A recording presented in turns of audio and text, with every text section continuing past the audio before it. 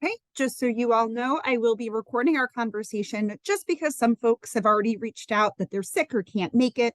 So, just so they can catch up and stay up to date on our conversation, we will record today. And that'll just be shared in Google Classroom.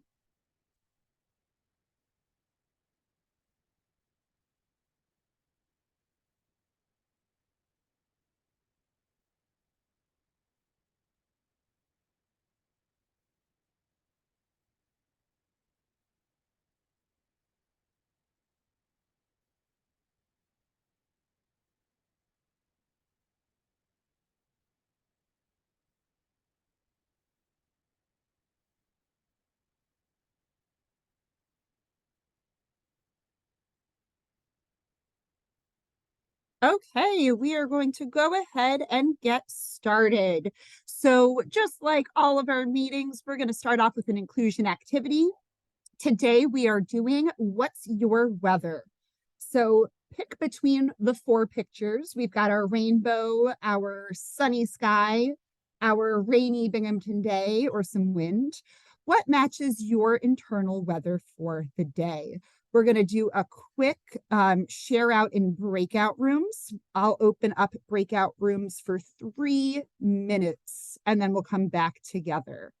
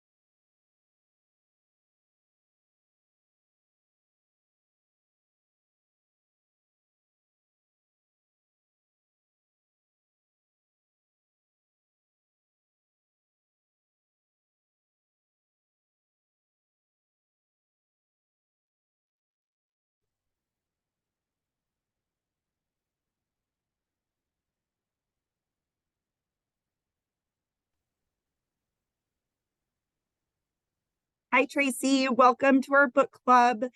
Folks are just wrapping up a quick inclusion activity in breakout rooms. We just did a quick What's Your Weather?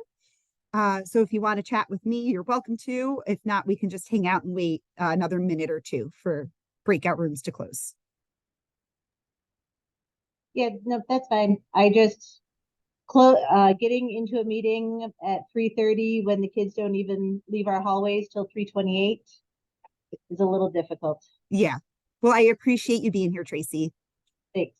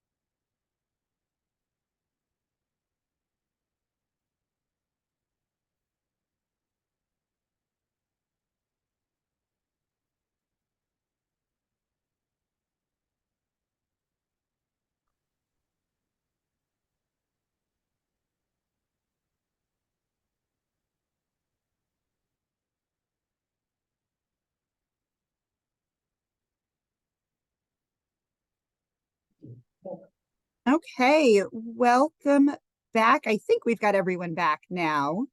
Um, Thank you for doing that inclusion with a partner, just something to ease us into our book club, make some connections.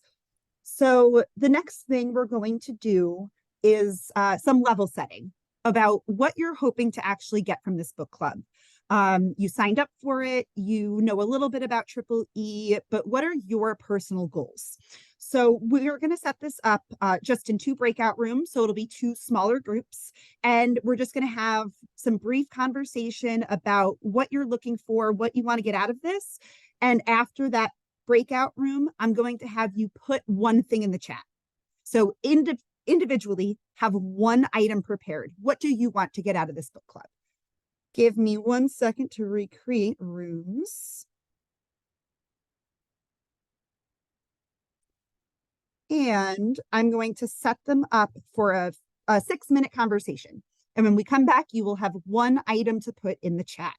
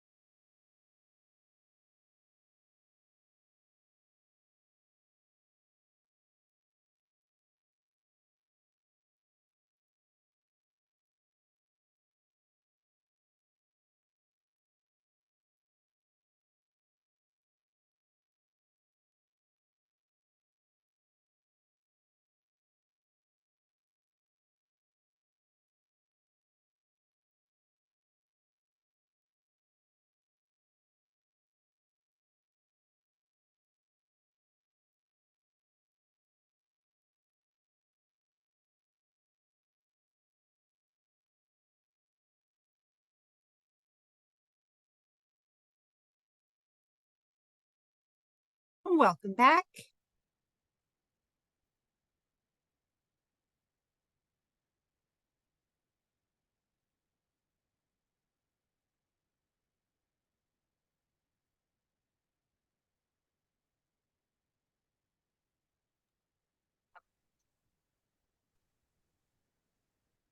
Hey, welcome back, everyone. In the chat, please go ahead and put that one thing that you are hoping to get from this book club. At least one thing that you're hoping to get from this book club.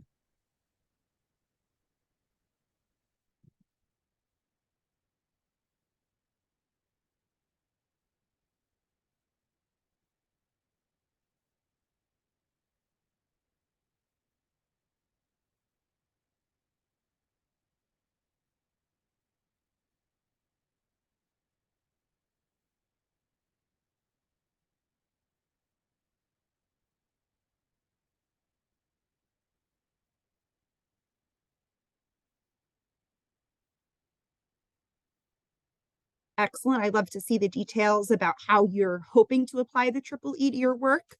I love that people are thinking as tech mentors, I see as collaborative coaches, as classroom teachers. This work applies regardless of what role you're filling. And just by the nature of you being here, you fill multiple roles. So the Triple E will definitely apply across contexts.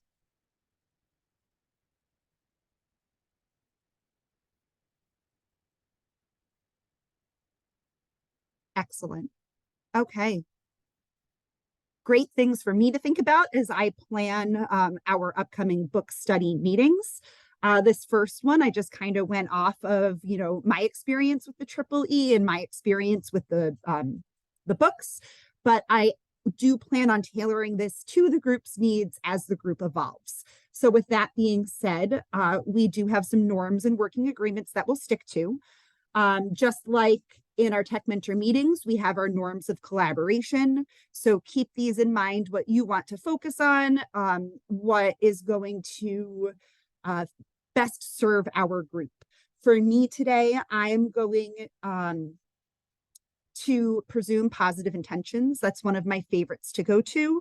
And I say that as I approach Liz Kolb as an author. I'm the kind of person that likes to poke holes in books. So approaching the Triple E framework, knowing that nothing is perfect, it's not a silver bullet, but that Liz Kolb is doing the very best that she can, just like the rest of us. So that's something I'm hanging on to. We also have our working agreements that we came up with as a Tech Mentor group this year. So I'll just give you a moment to read those over. Are there any we need to add that are special for a book club?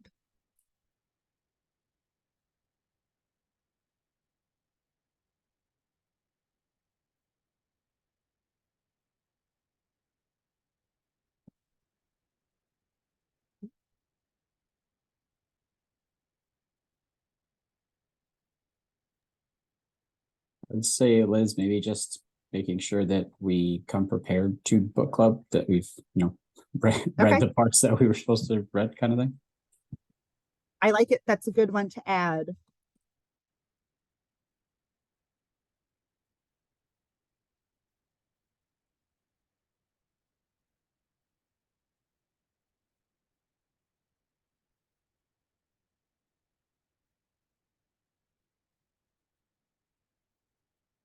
Okay, thanks, Tom. Anything else for the good of the group? Yeah, we just came up with these, so I figured that they would be as good as any to start us off with. If at any point something that I'm doing isn't working, the way that the book club structure is going isn't working, please reach out to me. You can do it privately over email or Teams. You can share it in the whole group. But I'm building this as it's running. So whatever's going to work best for the group is what we're going to do. Before we actually start discussing the book, because we did do some readings, I do want to show you our Google Classroom. Most of you have already accepted and joined, but just so you know, each of our month's dates are listed here, as well as what the reading is for that month. So if at any point you want to get ahead, you are not sure what you're supposed to be doing, you can always reach out to me. or check out the Google Classroom. The information is in here.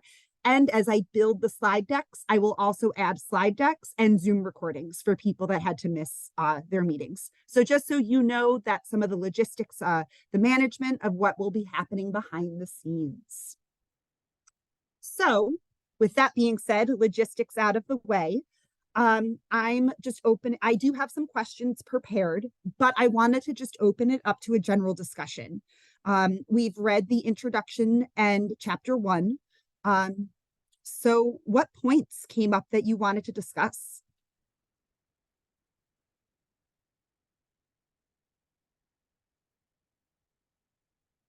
Anything important that stood out to you? Any questions that you had? Something you read that you were like, holy cow, I want to tell people about this. What came up?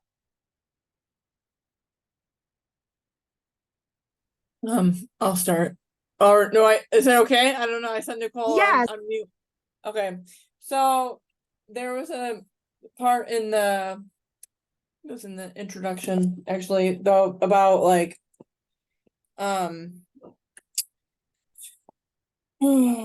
is it? Well, just because the kids are on the computer, like you can't consider it engagement because like that's a good way to see if if they really are engaged. And I related it to during COVID, we had to they had to go right into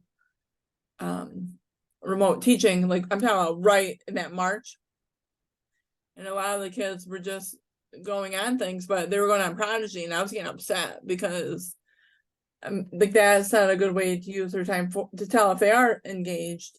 And also with Go Guardian, I would kind of stalk them and make sure that they were on the right, doing the right thing. But even doing that, they were doing an iReady or a Zern lesson, but they also had YouTube or a game open, so they were going between windows. And with so many kids in the class, it's hard to say if they're actually engaged for that whole period of time. Yeah. So that just kind of reiterated that for me when I was reading it. So I think, Kim, you were looking at the pitfalls of false engagement. Yeah. That section. Did anyone else have any anecdotes that relate to the pitfalls of false engagement? Anything that goes off what Kim was saying?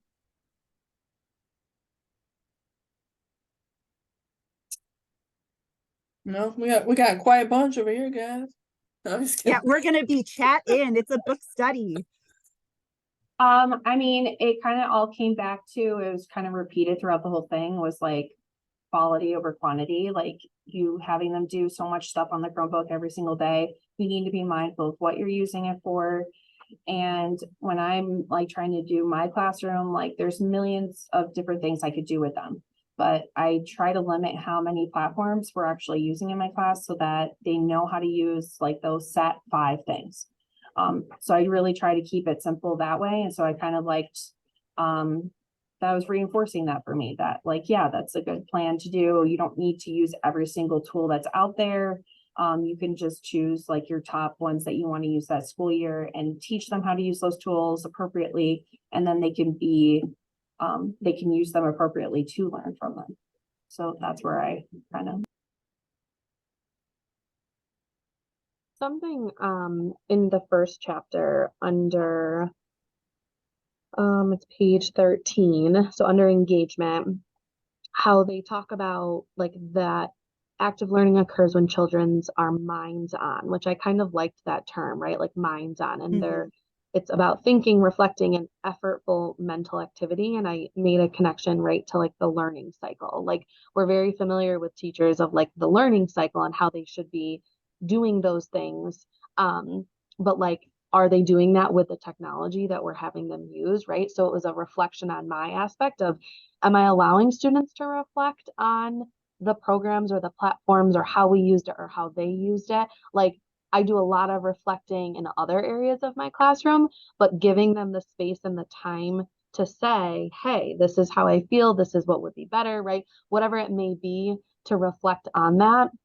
Even as 3rd graders, they are very capable of doing that. So I thought that was interesting. And I just made that connection to the learning cycle, and that we pose lessons and things, and we think about the learning cycle, but to put now technology into that aspect, I was like, it's a good area to like think about, And to bounce off of what you said, Julia, it's now supported by the computer science and digital fluency standards. Asking kids how they feel using technology is now a standards-based activity that we can engage in.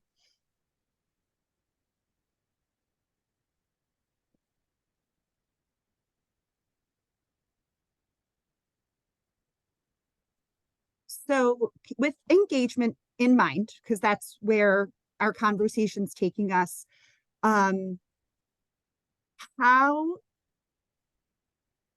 what do you think engagement looks like in your colleagues' classrooms, with or without technology? Because we know learning first, tech second. We're not always choosing the technology.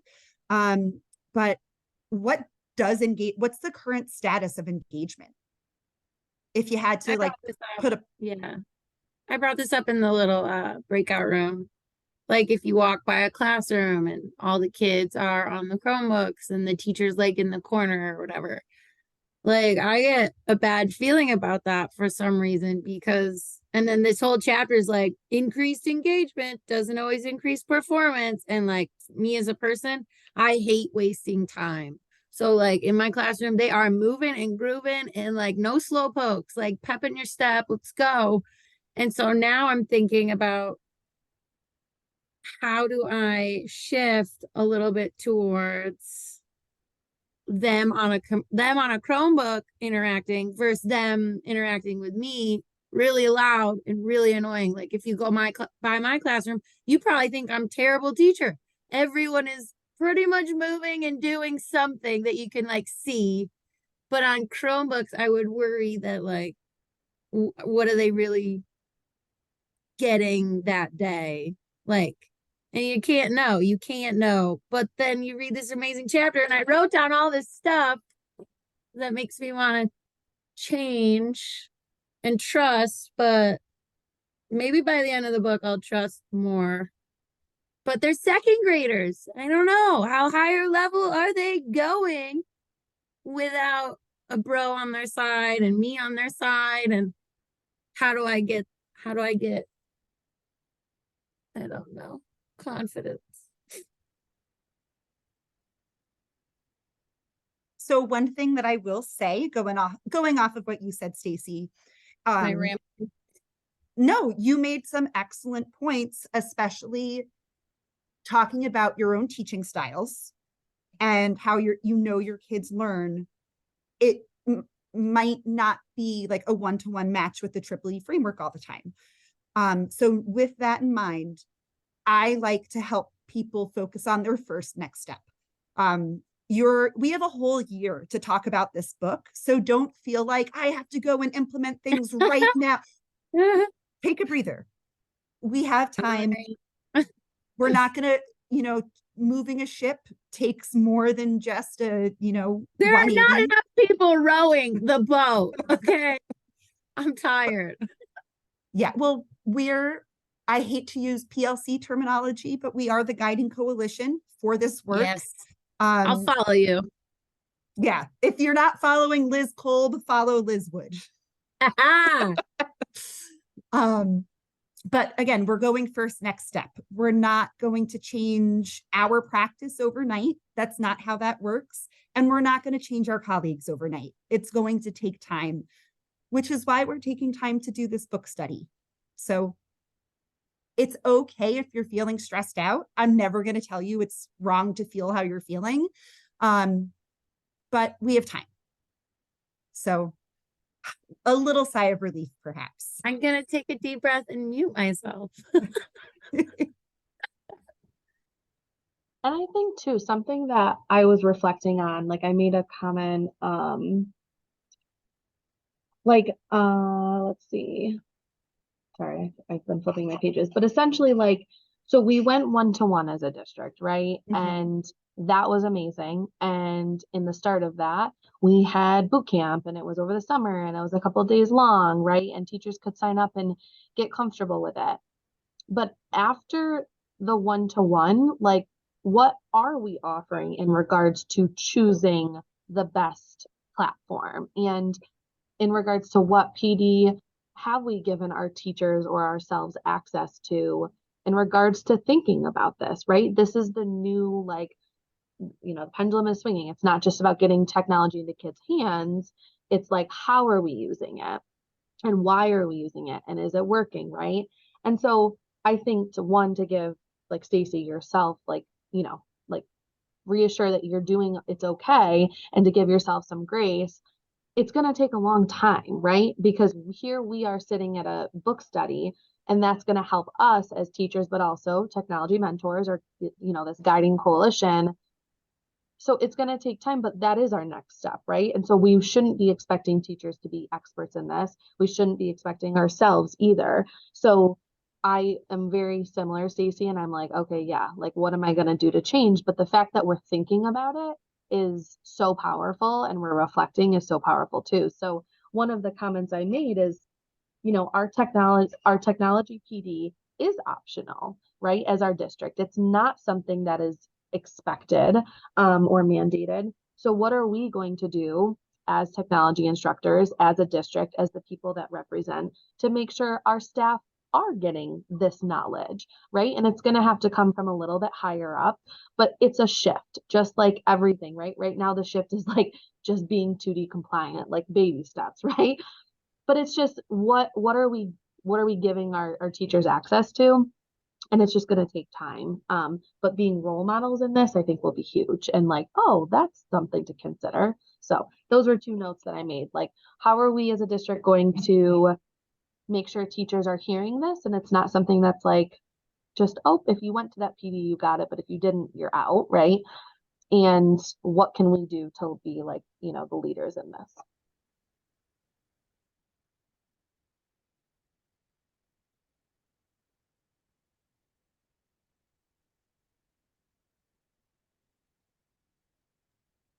So one of the things that I noticed reading chapter 1, and my little group knows I've actually read this book, so I got it through BOCES in another professional development. But one of the comments that I've made previously is, and it kind of goes a little bit with what Julia was saying with the training, it also comes from the other end of the software and the platforms that we're using. They need to be functional. They need to be working. They need to be, because so many of our teachers, especially in our district, were thrown into one-to-one virtual, some of them never having even done anything one-to-one. And, the chaos that went through that, like Stacey said, she's very triggered by some of this.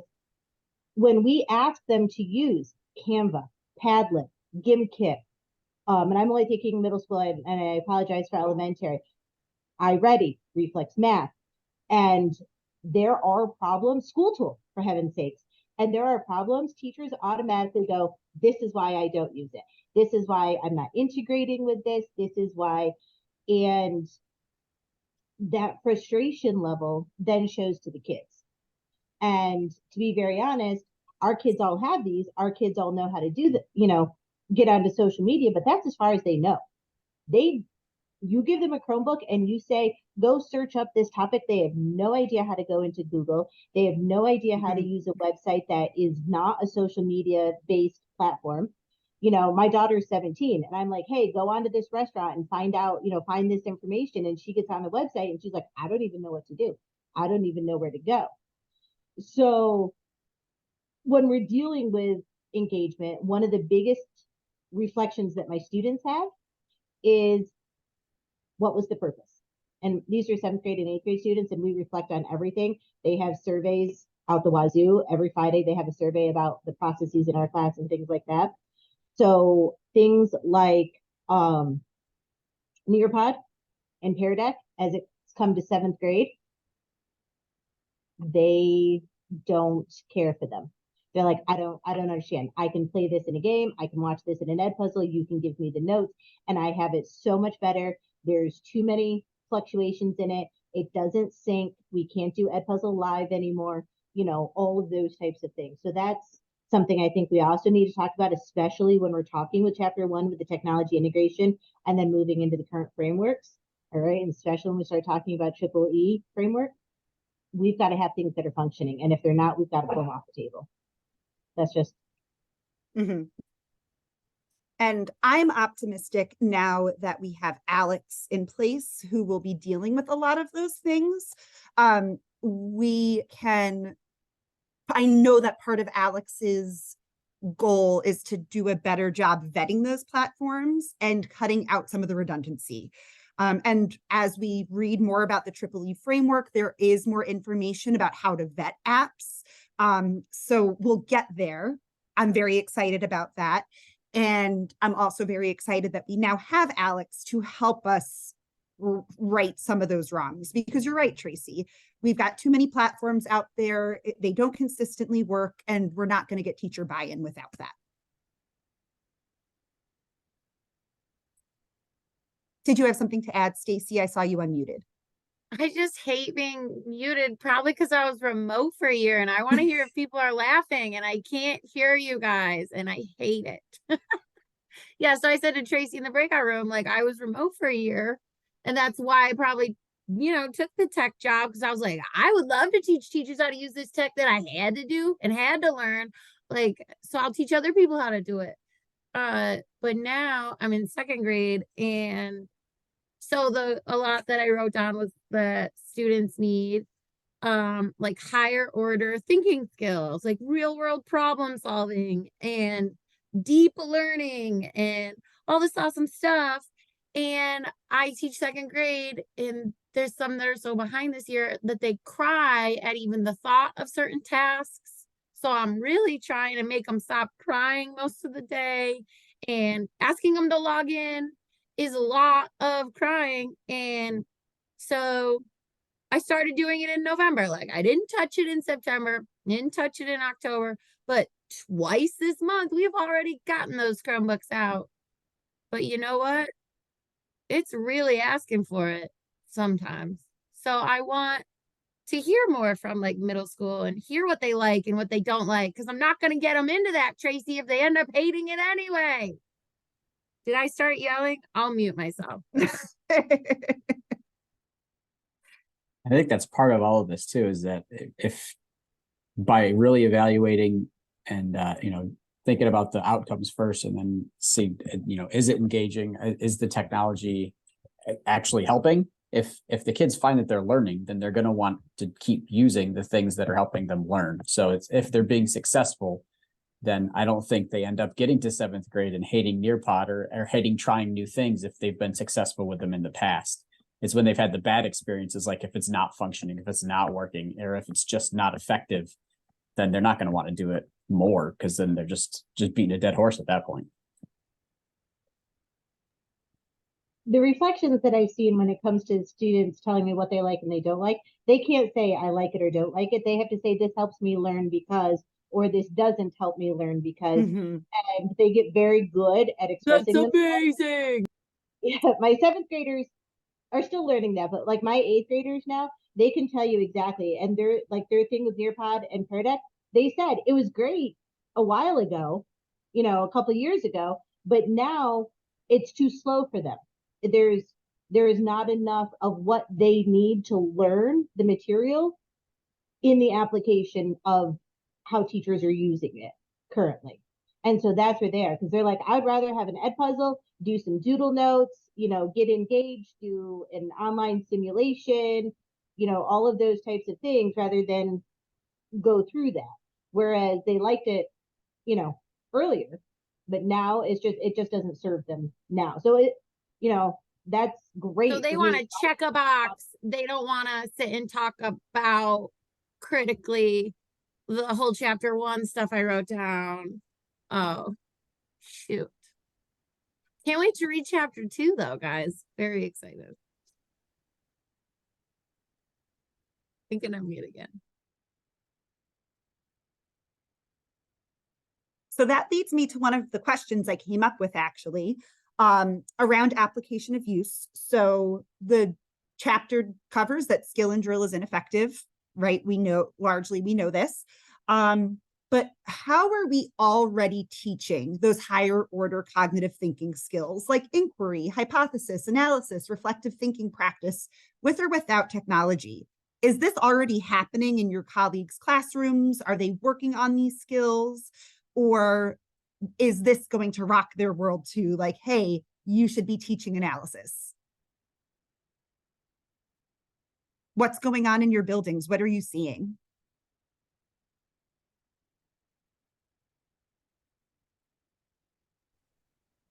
So I think that I'm seeing a lot of like the reflective thinking being taught and showing students how to think back on what they've learned, what didn't work for them, what, you know, is working for them, what they need from the teachers or from themselves to be successful. I see that all the time now in this new position because I'm pushing into all different classes. And so I think that at the middle school level, we're doing really good with the reflective piece. I think a lot of teachers do struggle with the analysis piece, whether it's technology or not technology. Just the students don't have that skill. It needs to be built up, and I don't think it's there right now for most students.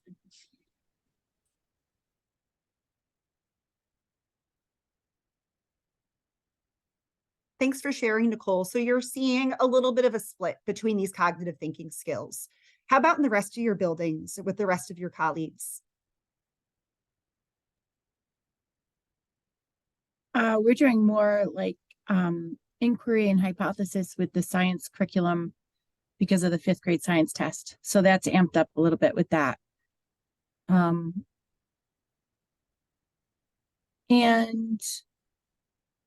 I think we do a lot of reflective thinking with our math. Yeah. I was gonna say that, like, I know there's a really big push about, you know, not necessarily modeling math problems in a building thinking classrooms approach and doing tasks and allowing students to come to these conclusions themselves. And then, like, you know, pulling the entire class, what are you noticing about this group? Like, that right there is reflective. So I think there's definitely more of it happening than before. But I think it's always something that we can continue to improve on, right? Not just giving students the answer how to do it, or these are the steps, allowing them to problem solve. Like, that is huge. And it could be academic, or it could be problem solving of, like, I'm in 3rd grade and my pencil broke and I sat here for 10 minutes. What are we going to do about that? Yeah. How can we solve that problem? And you want to give her a suggestion? Oh, the sharpener. Okay, perfect, right? So whether it's that, or how are we going to solve this problem that ended up being a multiplication problem, not an addition problem, right? And you all added it. What did we reflect on? We all assumed it was adding, it was multiplication. So those types of things. But so definitely in the right direction, but could need, you know, more for sure. I agree with Connie on the inquiry and hypothesis, especially with the 5th grade, but I've been noticing like a lot of the students, like they're not sure how to use those skills yet. And a lot, well, because I do special ed, but they don't have the vocabulary that they need to explain what's really going on in the lesson. But I think that we do a lot of reflection at our school as well, but trying to build up the inquiry and hypothesis is what we're focusing on. That science test, whew. Yeah. Well, in social studies, we are like really big on trying to analyze political cartoons and like analyzing primary source documents, and then trying to use technology to make it more fun and interactive is always like what I'm trying to do every single day. And they just want to be given the answer. They hate it when I try to walk them through. They're like, can't you just tell me already? And I'm like, nope, I'm gonna walk you through it. You breathe, it'll be okay. We'll do it together. And they're like, oh, but it's so much work. And I'm like, I know it's so much work, but once you get it, you'll know it forever. And so it's definitely this year, especially, it's like pulling teeth. Like they do not want to work for it. They don't want to go through a process. They just want to have it instantly at their fingertips. And so it's kind of difficult to try to teach them the process of analyzing things slowly versus like they want it in 2 seconds what the answer is. And especially I tried doing an essay a couple weeks ago and they just all bombed it. Like it was so bad. And I was kind of like trying to see where they were at. I didn't help them as much as I want, like I was kind of like a beginning thing. And so we had processed all the way through, and then I was like, okay, so now take what we've been doing with all of our planning and I want you to just try to type something up. And it was eye-opening for me. I was like, okay, so now I have to work on all these things before we can even try to write another essay. Yeah,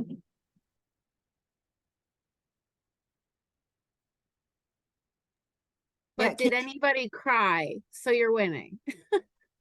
And what I wrote down while you guys were talking was instant gratification. So like I've talked about it. I used to coach. Like they want something instantly. They want to feel good immediately. And you can't be good at soccer on your first day of soccer. So I don't coach anymore. I'm probably, yeah, we can talk about that later. But do you think it's adults too? Because I've heard people say, well, if someone made that for me, I would use it in my classroom. And I want to be like, you need to make some stuff too and use it in your classroom for your, but like if I make it, they'll use it. But if they're asked to, it's not getting made, they want it to be made for them. And I feel like real stuck on that right there. That right there. It's not an excuse like that it wasn't made for you, but I feel like people are using it as one, right? Everyone's Well, I think you bring up a good point, Katrin and Stacy, that we have to build our learners, whether they're little learners or adult learners, we have to build capacity for working through tough things. As a tech coach, I am constantly running into people who are just like, I couldn't, wouldn't, can't deal with it. It's human nature. We like to do what we're already good at, and we want things to come easy to us. So how do we build that capacity in all of our learners is huge, huge. And also to add on, like, it's uncomfortable. Like, it's uncomfortable for the kids. It's uncomfortable for the adults, right? Like we're doing a task in my classroom and my wonderful, paras are like, oh, try. I'm like, wait, nope, just hold on. Let them try to figure that out first, right? Like we're so used to I just want to help. And it's so hard to undo when that's the norm. That's what we're used to.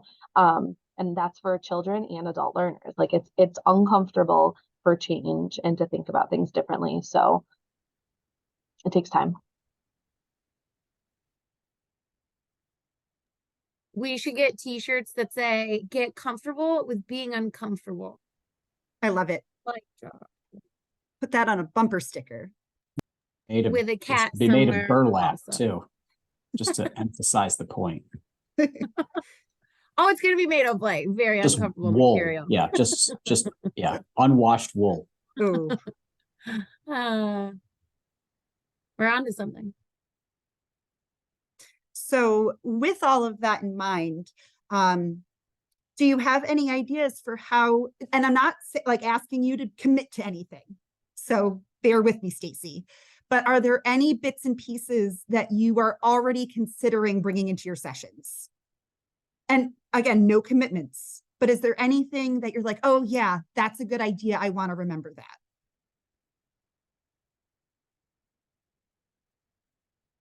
Or that you're interested in learning more about? Maybe you're not ready to put it into a session yet, but that co-use seems really exciting and you're looking forward for more information.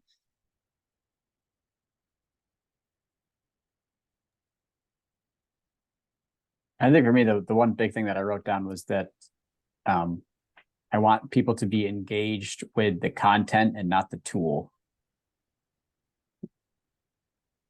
So that's something that I'm going to be trying to look to make sure that is actually happening.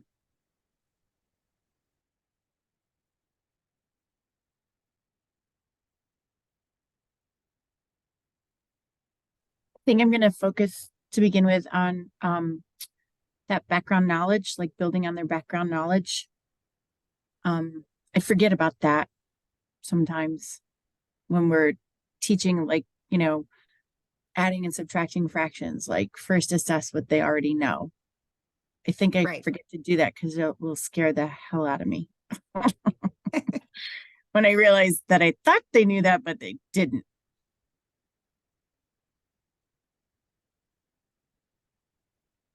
I'm trying to think. Are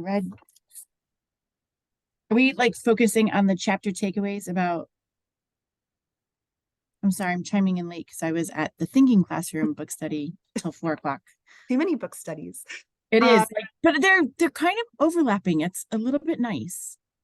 Good. Like, yeah. I had just asked Connie if there were any bits and pieces that folks were thinking might fit into their sessions. And it's okay if you don't have one because we've only touched the surface.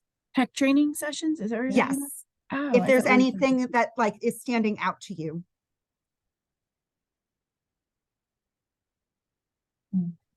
I mean, I think just for me, like just the mentioning of this, like even just the title of this book is like everything, right? Yeah. So just like having a light conversation, like, okay, I have a really cool platform, but hold up. Think about how you're going to use this and for what scale and for Right. what standard. Like, and just be like, and it's just something to like, oh yeah, like I need to be thinking about that. Like starting very light because as we know, if we come down hard with a hammer, ears get covered and we walk out, right? So for me, it's just talking about this, like bringing this to people's attention, like Mhm. saying, have you heard of Liz Kolb, right? Like this is a book that I'm currently in a book study on, and this is what something I took away. Just food for thought for me. Yeah, I'll say for myself, I reference Liz Kolb in almost every session that I run. It's good research. It's a good framework. It's the best that we have right now. And it really helps as like a guiding force. So with that being said, we are coming up on the end of our first book study. I'm going to put you into small breakout rooms. Just have a brief conversation. What was your most important point for today? I'm not even asking a first next step. You're not committing to anything. Just what was one of your most important points for the day? We're going to share out in small groups and then you're going to throw it in the chat before we leave. So rooms are open. We'll come back together in 5 minutes.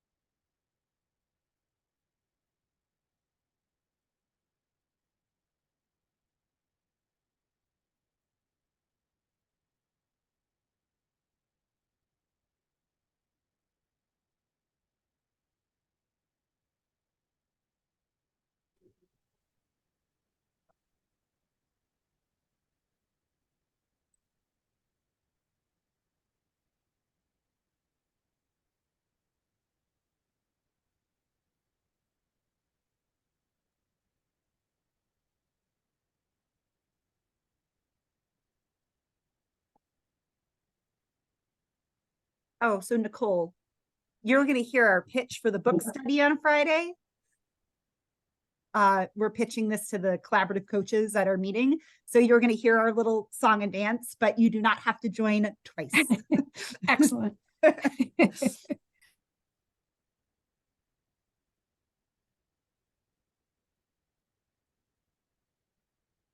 Hey, welcome back, everyone. In the chat, just go ahead and put your most important point. You can paraphrase it. It doesn't have to be super long, but just so I have some information to help guide our next session. Good one, Julia.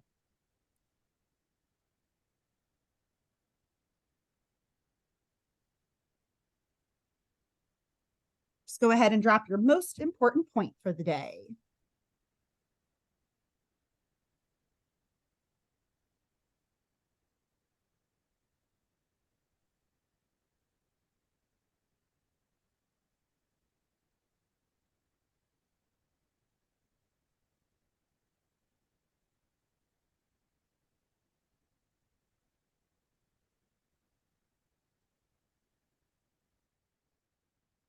Excellent.